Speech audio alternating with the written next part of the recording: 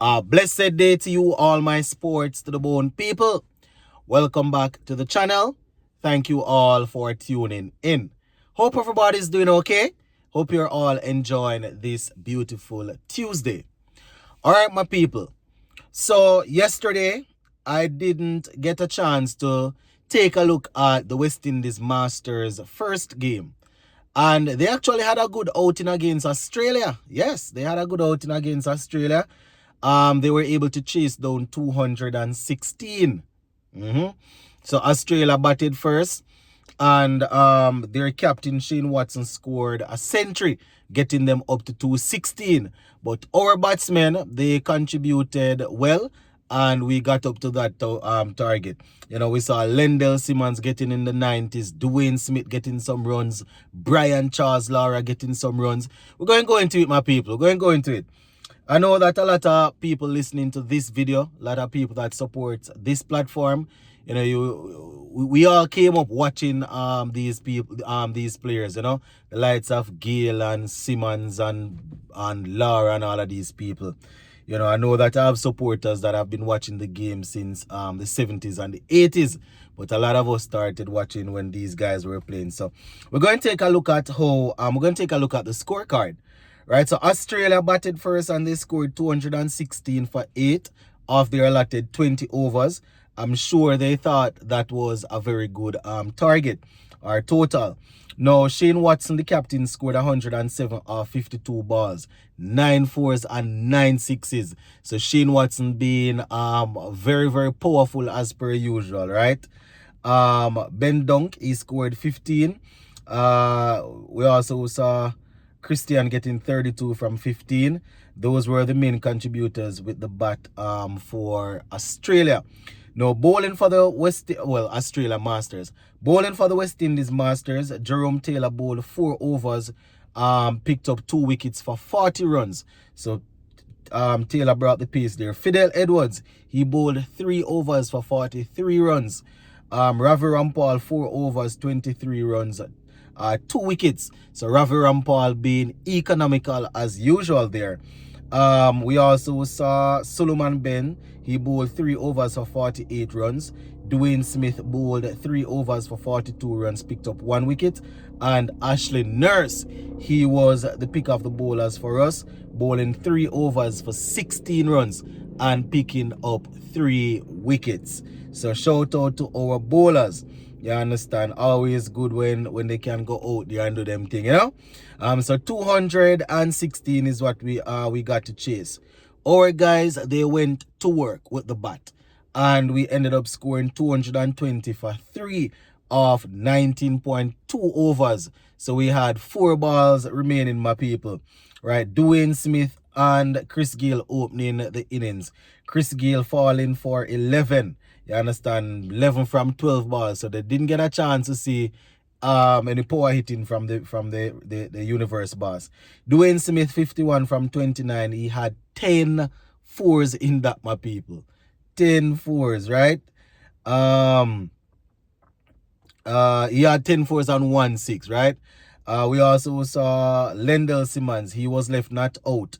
94 from 44, 6 fours and 8 sixes, going at a strike rate of 213.64. One of the original T20 superstars, my viewers and subscribers. Brian Lara, the captain, he scored 33 from 21. He had 5 classical fours in that. And Tradick Walton was left not out on 23, having faced 11 balls, and he had 4 fours in that knock. So the West Indies Masters going about it in boundaries, using boundaries as usual. Can you imagine Dwayne Smith 51 runs and 10 fours and 1 6 out of that, my people? You know, I tell you, that's like what? That's like what? 46 runs out of the 51 runs in boundaries there. Let me see who else. Yeah, man, Lendell Simmons doing his thing also.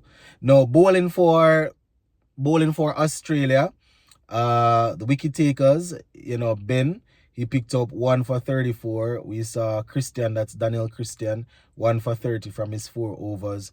And Bryce, McGain, he bowled 2 overs, picked up 1 for 21. So those were the wicket takers here. So West Indies Masters winning that game quite comfortably, my people, by 7 wickets. I don't remember if I had said that at the beginning, but we won that game by 7 wickets and had 4 balls to spare. Right? It's really good. It's really good, It's always entertaining whenever West Indies and Australia come up against each other, especially in the white ball. Well, let me not say white ball format because ODI might be a stretch, but especially in T20 cricket. So it's good to see the retired players going out there and giving their fans something to cheer about. Talking about West Indies versus Australia rivalry, we have this test series coming up against them. It's going to be very interesting to see how our players will perform.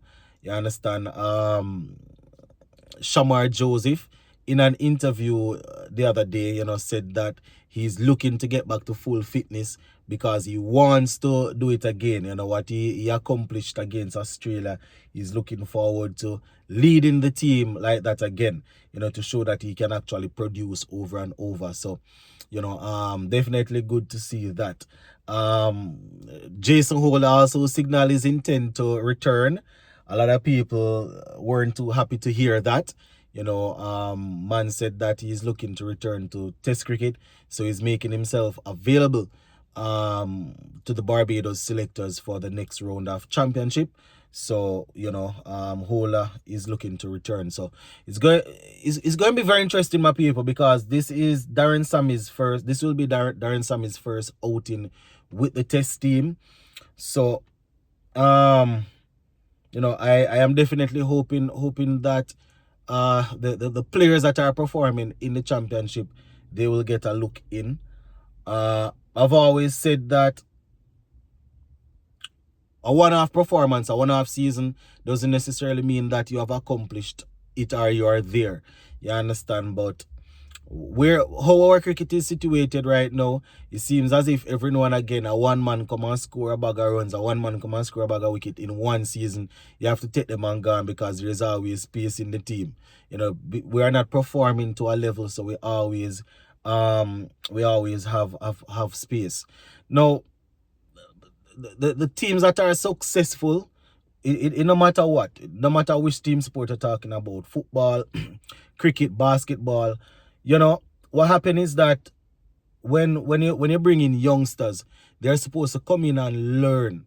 You understand what it is like to play international cricket. There are whatever the sport is. They're not supposed to come in under the pressure. You understand? And you expect them to win you all the games. Obviously you want them to come and perform, yes. But gone are the days in West Indies cricket where you can bring in a youngster and you can phase them in. You understand? Because you have people that are there performing and they know they are on their way out, but they are still performing to a level. So you take time and usher in the new players without too much pressure on them. You understand? While the senior players would be stepping aside. But our team, we are always in need of 4 or 5 batsmen, especially in the Test team. So you find that every time people come in, you have sometimes 2 or 3 debutants playing together, and that's a lot of pressure. You understand? So it's going to be very interesting to see how Sammy goes about getting his team together for this upcoming Test series against Australia. But go and leave it right there, so for now, my people. We'll touch base again soon. Big up on yourself. Stay safe.